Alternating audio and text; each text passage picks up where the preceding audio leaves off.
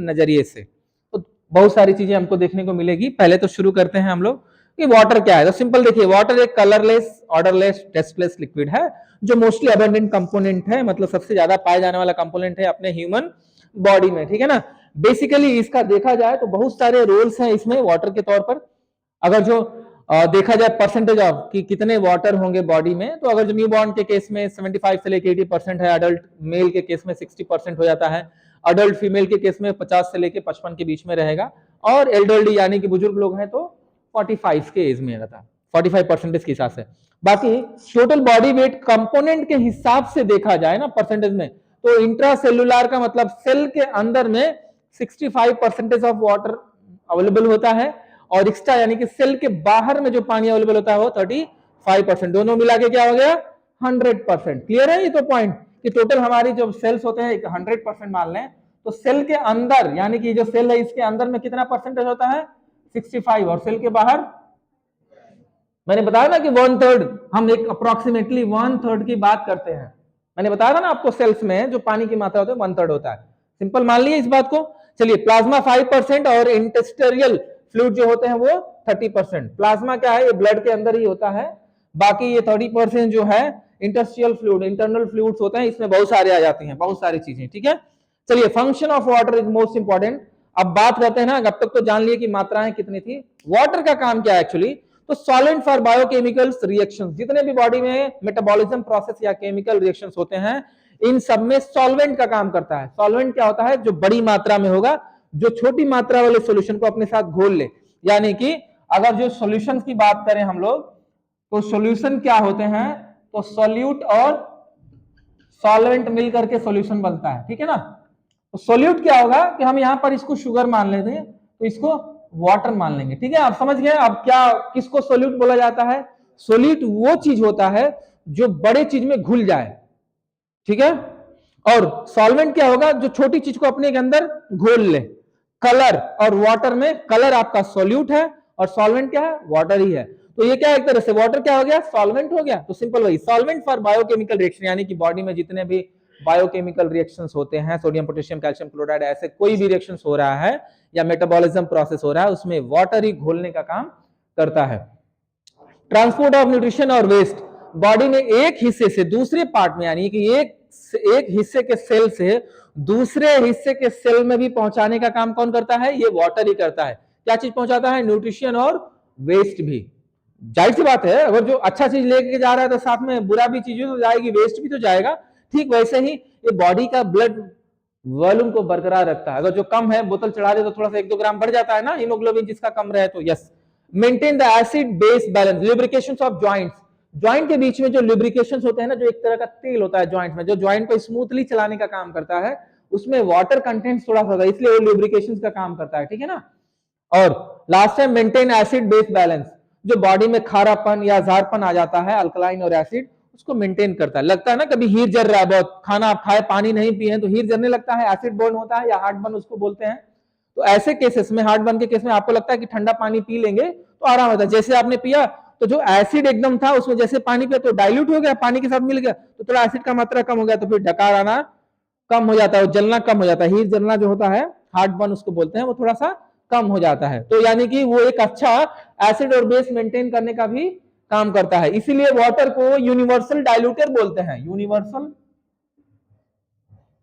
Diluent बोलते हैं, note कर लीजिएगा।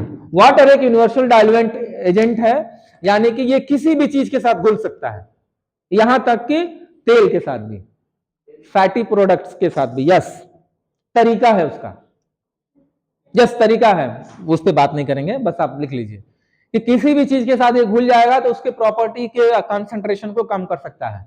जैसे आप जहर खा लीजिए ना, या जहर ले लीजिए, एक बूंद का जहर अगर 10 लोगों को मार सकता है, तो उस एक बूंद को अगर जो हम पानी में खूब मिला देंगे, मतलब 100 लीटर पानी में मिला दिए, फिर उन लोगों को पिलाएंगे तो असर करेगा? मेरे ख्याल से नहीं करेगा, क्योंकि हमने उसके असर को बेअसर कर दिया। किससे?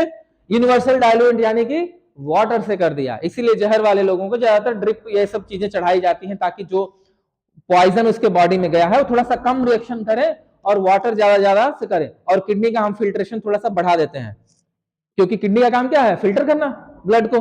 तो फिल्टर करने लगेगी, तो जितना पानी चढ़ाते जाएंगे सबको फिल्टर करते जाएगा, यानी पूरा ब्लड फिल्टर हो गया का मतलब जो भी टॉक्सिन या जहरीली चीजें होंगी उसको यूरिन के रास्ते बाहर निकाल देगी।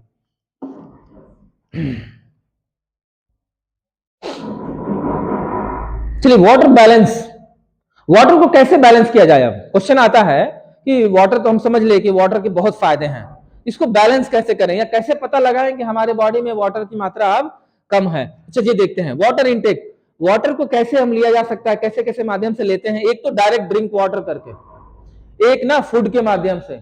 गीला फूड है का मतलब उसके अंदर वाटर है, कोई भी फूड, दाल है तो दाल में पानी है ना भाई, चावल आप गीला बना रहे हो तो उसके अंदर भी तो पानी है, पहले तो कड़क था, आपने पानी के साथ पका दिया, कुक कर दिया, तो पानी सोखने के बाद थोड़ा सा वो मोटा हो गया चावल, यानी कि उसके अंदर भी पानी है। इसके अलावा मेटाबॉलिक वाटर, मेटाबॉलिक वाटर का मतलब है फ्रूट्स, जो भी चीजें हम खा रहे हैं, केमिकल रिएक्शन हो रहा है तो भी वाटर बन रहा है, हाइड्रोजन और ऑक्सीजन मिलकर के वाटर बनते हैं ना, तो मेटाबॉलिक प्रोसेस ही हुआ।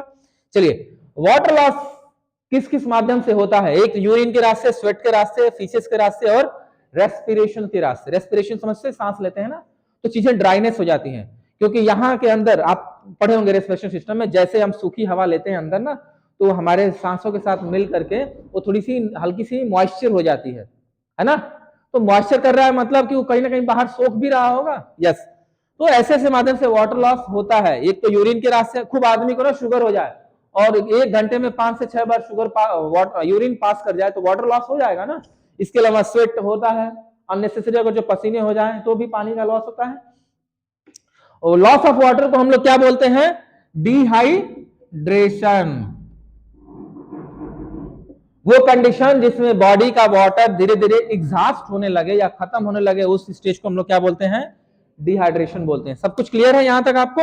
चलिए नेक्स्ट देखते हैं।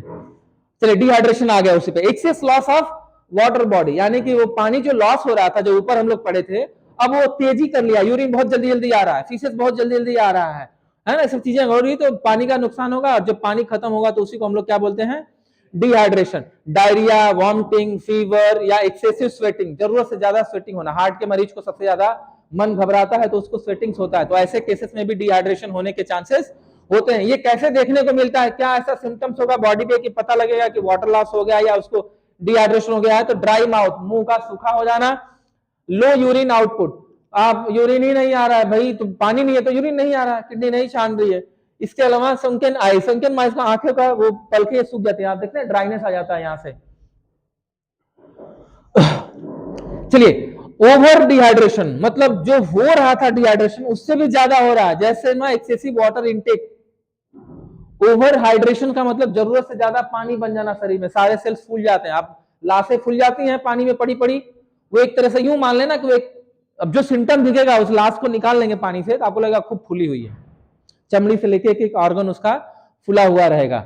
चलिए जैसे एक्सेसिव वाटर का आपने पानी पी लिया हो, आप हाराबाजी के चक्कर में लगा दिए कंपटीशन की, एक बार में 5 लीटर कौन पी जाएगा, पी गए, पीने के तो पी गए, वो सेल्स में अब्जॉर्ब हो जाते हैं, सेल्स अब्जॉर्ब होंगे तो आप क्या हो जाएंगे, फूल जाएंगे। डाइल्यूशन ऑफ इलेक्ट्रोलाइट, अब जो sodium potassium calcium chloride 1 litre के हिसाब से होना चाहिए, तो 5 लीटर आपने डाल लिया तो सब पतले पतले हो गए, नुकसान होना तय है, पता लगा उसको ना माइग्रेन हो सकता है और लकवा मार सकता है, कुछ भी हो सकता है उस व्यक्ति को। कॉज ऑफ हाइपरटेमिया, ये सब चीजें हो जाना